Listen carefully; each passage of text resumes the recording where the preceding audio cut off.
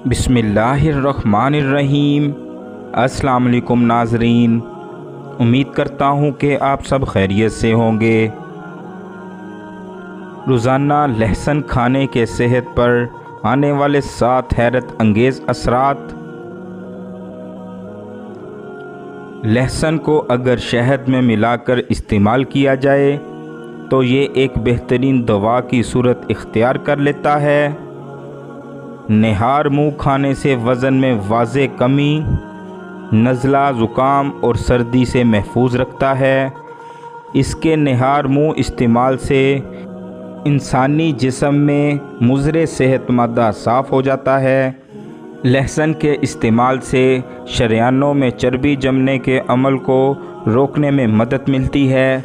खून को साफ़ करने वाले इज्ज़ा रखने वाला लहसुन दिल की भरपूर हिफाजत करता है। इसके रोज़ाना इस्तेमाल से कोलेस्ट्रॉल की सतह मुतवाज़न रहती है। 7000 साल कबल से दवा के तौर पर इस्तेमाल होने वाले लहसुन के तिब्बी फ़वाइद से आज के माहिर ग़िज़ाइयत भी कायल हैं। इसमें मौजूद एंटीऑक्सीडेंट, एंटीसेप्टिक और एंटीबैक्टीरियल अज्जा इंसानी जिस्म को हर किस्म के मौसमी या फंगल इन्फेक्शन और एलर्जी से बचाने की सलाहियत रखते हैं। लहसुन से बच्चों के पेट में मौजूद कीड़ों का भी इलाज किया जाता है। मुतअद्दिद तहकीक में ये बात साबित हुई है कि लहसुन के रोज़ाना इस्तेमाल से मैदे और आंतों के कैंसर से तहफ़्फ़ुज़ मुमकिन है। लहसुन का इस्तेमाल क़ुव्वत मुदाफ़त में इजाफ़ा करने का सबब भी बनता है।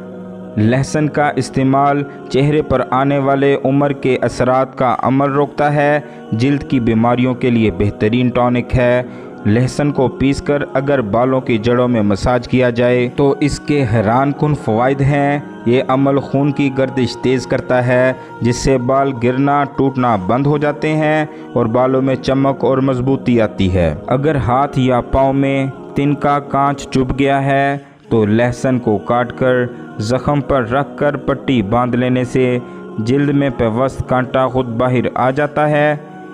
एहतियाती तदाबीर: दमे के मरीज़ बराह रास्त लहसुन के इस्तेमाल से इज्तनाब करें।